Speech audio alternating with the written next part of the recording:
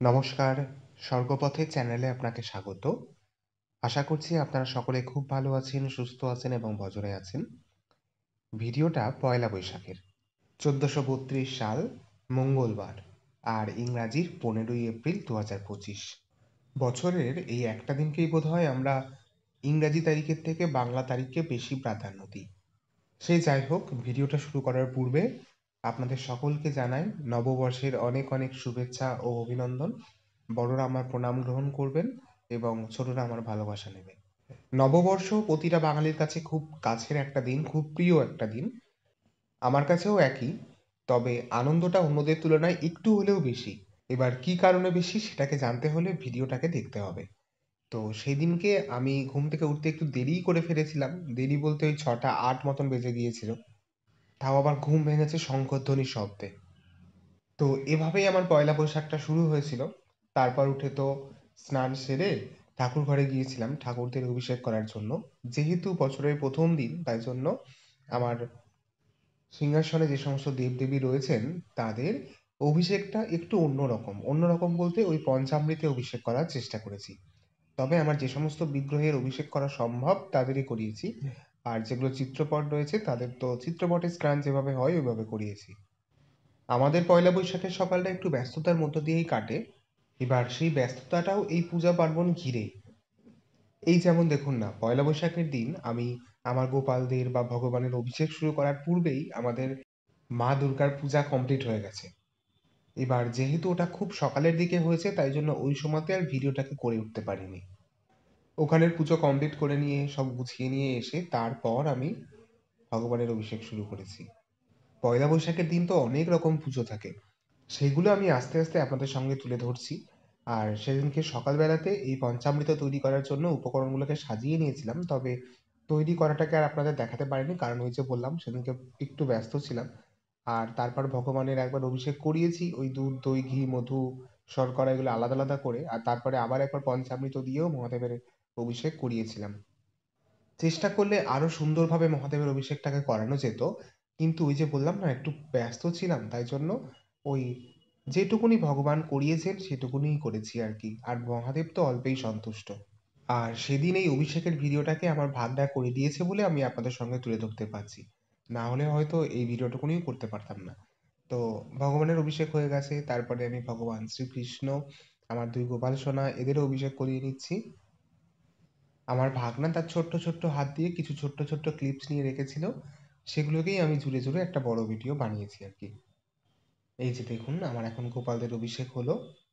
আজকে যেহেতু একটু ব্যস্ত ছিলাম আর যেহেতু পঞ্চামৃত দিয়ে অভিষেকটা করছিলাম তাই জন্য তিনজনকে একটাই পাত্রের মধ্যে বসিয়ে অভিষেকটাকে করছিলাম।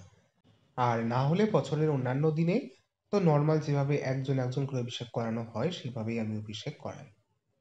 তারপর আমি সিদ্ধিদাতা গণেশেরও অভিষেক করিয়ে নিয়েছি ওই পঞ্চামৃতেই। তবে এই পঞ্চামৃতগুলো আলাদা, যেমন ভগবান শ্রীকৃষ্ণের যে পঞ্চামৃতটা বানিয়েছিলাম তার মধ্যে তুলসীপত্র দেওয়া ছিল। আর ভগবান গণেশ, মা তারার চরণ যুগল, তারপরে মহাদেব এনাদের যে পঞ্চামৃত তার মধ্যে কোনো তুলসীপত্র দিইনি, আর দেওয়ার যায়ও না, আপনারা সকলেই জানেন এটা। আর তারপরে এই যে আমি আমার মা তারার চরণ যুগলকে অভিষেক করিয়ে নিলাম। বছরের প্রথম দিনটা যদি ভগবানের আশীর্বাদ নিয়ে ভগবানের সেবার মধ্যে দিয়ে শুরু করা যায় তাহলে মনে হয় বছরের বাদবাকি দিনগুলো আরো ভালোভাবে কাটে। এই যে এবার আমার গোপাল সোনাদের দর্শন করুন। নতুন বস্ত্রে আমার গোপালটা সুসজ্জিত। সেই যে আপনাদেরকে পয়লা বৈশাখের কেনাকাটাতে দেখিয়েছিলাম না, এই জামাগুলো কিনে এনেছি, ওই জামাগুলোই পরিয়েছিলাম আজকে। যদিও মঙ্গলবার, আজকে পরানোর কথা ছিল অন্য রং কিন্তু আমি পরিয়েছি অন্য রং। যাই হোক, পরানোর পরে কিন্তু ভালোই লাগছে বলুন।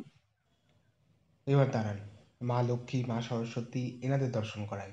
এই যে দেখুন আমার মা লক্ষ্মী, মা সরস্বতী, এই যে ভগবান গণেশ, আর এই যে মহাদেব। আর একটা কথা জানেন তো, এখনো সেরকম ভালো বেলপাতা পেলাম না, তাই জন্য ওই যে বেলপাতাগুলো পেয়েছিলাম তাই দিয়েই মহাদেবের পূজা করেছি আর কি। আর তারপর এটা হচ্ছে বৃন্দা দেবীর দর্শন। আমি এখন তুলসী বৃক্ষে জলদান করব। বৈশাখ মাসের এগুলো তো কর্তব্য, আপনারা জানেন। সেদিন অলরেডি আমার মায়ের নিত্য পুজো ইত্যাদি এই সমস্ত কিছু হয়ে গেছে। এই যে দেখুন তুলসী বৃক্ষের নিচে পুষ্প দেওয়া রয়েছে। যাই হোক, আমি এবার জলটা দিয়ে নিই, কারণ এরপরে আবার আমাকে বিভিন্ন জায়গাতে পুজো দিতে যেতে হবে। সেই মন্দিরগুলোতেও আপনাদেরকে সঙ্গে নিয়ে যাব। আর তুলসী বৃক্ষে কারা কারা এরকম জলের ঝাড়া বেঁধেছেন আমাকে জানাবেন কিন্তু। আর এই জলধারার মধ্যে না চন্দনের ফোঁটা দেবেন, সিঁদুরের ফোঁটা কিন্তু নয়, কারণ ভগবান শ্রীকৃষ্ণের চন্দন প্রিয়। জানেন তুলসী বৃক্ষে জলদান করলে যম ভয় দূর হয়, বৃন্দাদেবীর দর্শনেই আমাদের সমস্ত পাপ বিনষ্ট হয়ে যায়। এছাড়াও আরো কত মাহাত্ম্য রয়েছে। শাস্ত্রে আছে এই তুলসী মঞ্চ পরিক্রমা করলে সমগ্র তীর্থ পরিক্রমার ফল লাভ হয়। যাই হোক, অনেকক্ষণ থেকে আপনাদেরকে সেই একই রকম ভিডিও দেখাচ্ছি, শুধু অভিষেক অভিষেক আর অভিষেক। অভিষেক দর্শন করলেও কিন্তু জীবনের অনেক বাধা কেটে যায়, জানেন তো। তারপর আমি পূজা দিতে গিয়েছিলাম আমাদের গ্রামের অধিষ্ঠাত্রী মা মনসা দেবীর মন্দিরে। আপনাদেরকে তো আমি আগেও বলেছি যে আমাদের যে কোনো শুভ কাজ শুরু হয় এই মন্দিরে পুজো দিয়ে। তাই বছরের প্রথম দিনটাও আমরা মায়ের কাছে পুজো দিয়ে শুরু করি।